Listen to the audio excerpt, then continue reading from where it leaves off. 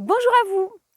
En cette période de restriction au niveau de l'eau pour pouvoir arroser son jardin, la plupart des jardiniers se retrouvent avec des jardins secs, des récoltes quasiment inexistantes. Et moi, dans mon jardin, c'est assez verdoyant et surtout, j'ai une très bonne production de tomates que je n'arrose pas ou quasiment. Et pour ça, j'utilise 3 astuces que j'ai partagées auprès de la communauté de la formation Objectif Autonomie qui est en création actuellement, qui est donc privée, et j'ai souhaité vous offrir exceptionnellement cette vidéo sur comment produire des tomates sans eau ou presque. Voilà, j'ai souhaité vous la mettre à disposition parce que je me suis dit que ça pouvait intéresser pas mal de monde et que les 3 astuces que je partage sont quand même très intéressantes et sont duplicables pour les autres produits, les autres légumes du potager. Voilà, donc je vous mets la vidéo après cette introduction. Je vous mets également le lien pour aller prendre des informations, pour aller vous inscrire, vous préinscrire, puisque au moment où je tourne cette vidéo, il n'y a plus, j'ai fermé les préinscriptions à cet accompagnement, il est en création, donc il sera en création encore pour quelques mois. Et si vous le souhaitez, vous pouvez vous mettre sur liste d'attente pour quand j'ouvrirai de nouveau cette formation à tout le monde. Vous pourrez accéder, donc cette vidéo que vous allez découvrir aujourd'hui est une des centaines de vidéos que je partage sur cet accompagnement Objectif Autonomie. Je pense qu'il est de plus en plus intéressant d'être autonome au niveau de son alimentation. Personnellement, pour ma vie de tous les jours, je suis autonome au niveau à peu près à 95% de mon alimentation. Je n'achète quasiment plus rien. J'achète juste quelques farines, de l'huile, des choses comme ça, mais très peu. Et le fait de pouvoir produire des légumes en quantité malgré des restrictions d'eau ou des étés de plus en plus chauds, je pense peut être un point très important de l'autonomie alimentaire. Allez, j'en dis pas plus et je vous laisse découvrir cette vidéo qui, je pense, va vous intéresser grandement. Coucou! Bon, je vous avais promis une vidéo sur comment cultiver des tomates sans eau ou presque. Je pense que ça doit être le cri du cœur de pas mal d'entre vous si vous avez un jardin cette année, parce qu'il fait vraiment très chaud. Et là, c'est vraiment rude pour la plupart des jardins, même dans le nord de la France, je pense. Et je suis en pleine récolte de mes tomates. Et je vais vous montrer la tête de mes plants de tomates que je cultive quasiment sans eau, c'est-à-dire que je les arrose quasiment jamais. Et je vais vous partager les astuces que j'ai mis en place et puis celles dont j'ai entendu parler pour pouvoir cultiver des tomates presque sans eau. Allez, je vous montre ce que ça donne. Ok, ça c'est mes plants de tomates. Donc ils sont pas trop mal. Si je me mets à contre-soleil, c'est peut-être pas mal. Voilà, ils sont plutôt verdoyants. Là j'ai aussi des plants de choux d'ailleurs que je n'ai pas arrosés depuis super longtemps et ça a l'air de le faire. Donc ils sont assez verdoyants. J'ai aussi une bonne récolte. Coucou Roscoe. J'ai aussi une bonne récolte de tomates. Je suis en train de ramasser et les tomates ne sont pas sèches, elles sont belles. Alors effectivement les plants ne sont pas très verts, mais ça va, ça fonctionne. Et la deuxième rangée est également assez verte, assez verdoyante. Bon, ce qui fait un peu la tête, c'est les poivrons, les aubergines, mais les tomates sont belles. Les tomates sont belles, les plants de tomates sont beaux et les tomates sont belles. Et là, ça commence à être la grosse production et je récupère des tomates qui sont vraiment juteuses, qui sont vraiment très belles. Voilà, j'ai ramassé les plus mûres et là, je vais laisser les autres se peaufiner tranquillement parce que là, j'en ai assez pour manger comme ça, voilà. Et quand il y en aura vraiment beaucoup, je ferai des transformations.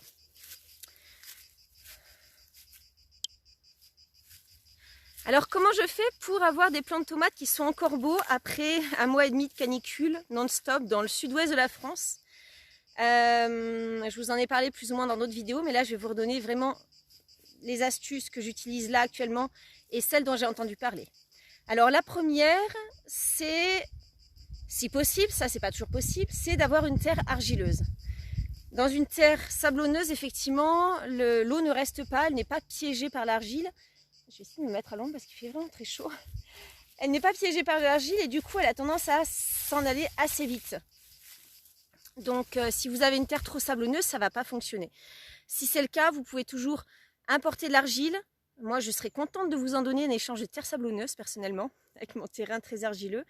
Ou alors, peut-être, ça peut valoir le coup d'acheter des billes d'argile comme celles qu'on achète pour mettre dans les pots, dans les pots de fleurs classiques. Donc, terre argileuse plutôt que terre sablonneuse, mais ça, on ne choisit pas toujours ce qu'on fait. On peut toujours importer de l'argile, comme je disais.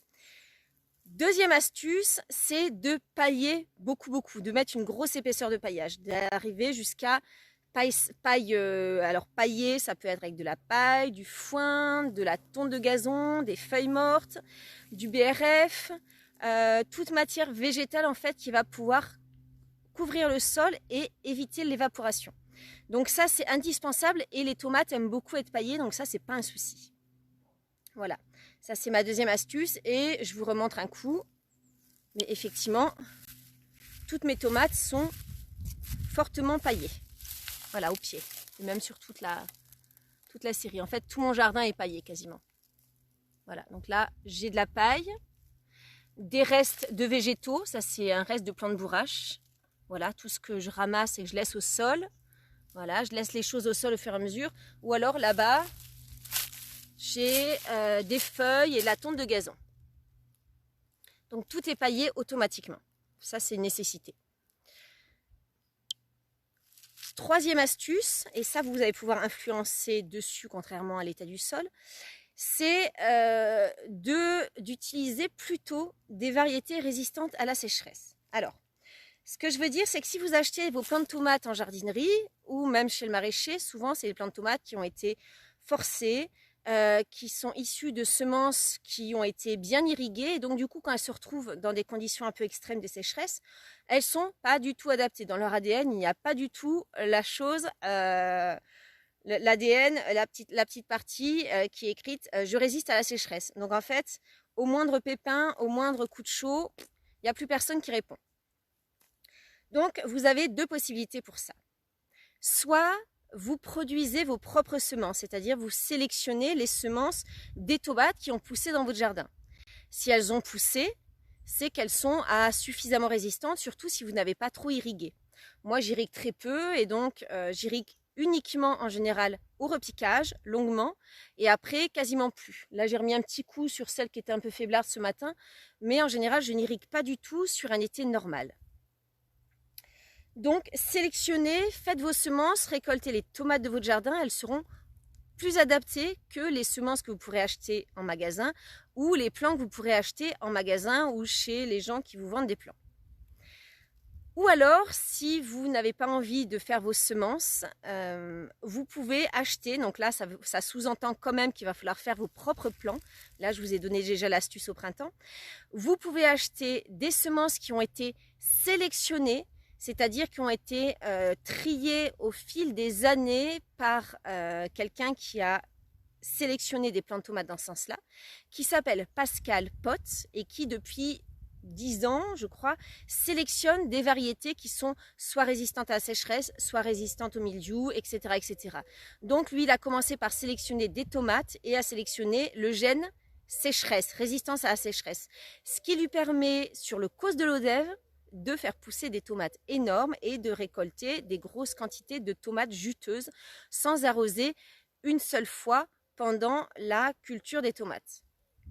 Donc je vais vous mettre le lien de son site, non c'est Pascal Pot, je crois que c'est POT ou POTH, mais je vais vous mettre le lien de son site dans la description de cette vidéo. Et là vous avez directement des semences qui ont été sélectionnées pour résister à la sécheresse.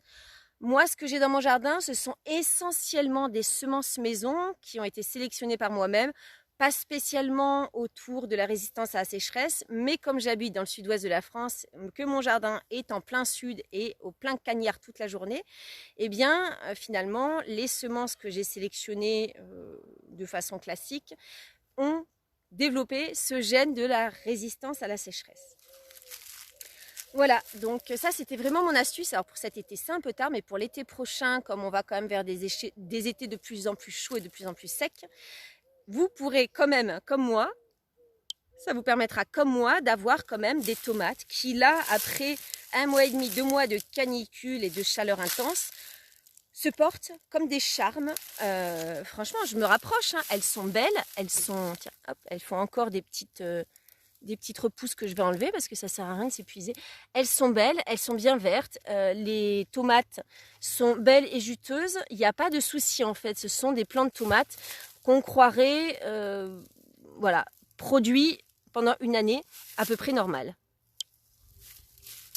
Voilà. Donc j'espère que ça va vous apporter pas mal de réponses et que vous pourrez faire comme moi des tomates de façon un peu plus facile. J'espère que c'est pas trop rude chez vous, que c'est pas trop la castagne et que vous allez quand même réussir à faire un peu de production. Voilà, ben je vous laisse et je vous dis à tout bientôt. Ciao, ciao. Voilà, vous connaissez maintenant mes 3 astuces pour produire des tomates en grande quantité sans eau, ou presque. Donc, si vous êtes intéressé pour être sur la liste d'attente pour quand je vais réouvrir l'accompagnement Objectif Autonomie, je vous laisse cliquer sur le lien dans les commentaires sous la vidéo. Et vous avez également le lien que je donne en commentaire aussi, le lien pour acheter des semences résistantes à la sécheresse auprès de Pascal Pot. Voilà, donc vous avez toutes les informations dans les commentaires. Je vous invite à vous préinscrire et comme ça vous serez avertis dès que je rouvrirai les inscriptions à cette formation qui je pense peut être très intéressante. Voilà, ben, si vous avez aimé cette vidéo, les astuces que je partage, je vous invite à mettre plein de likes, plein de pouces. Et évidemment, si ce n'est pas encore le cas, je vous invite fortement à vous abonner et activer la petite cloche de notification pour être averti lorsque je publierai de nouvelles vidéos. Je vous souhaite une bonne fin de journée et je vous dis à tout bientôt.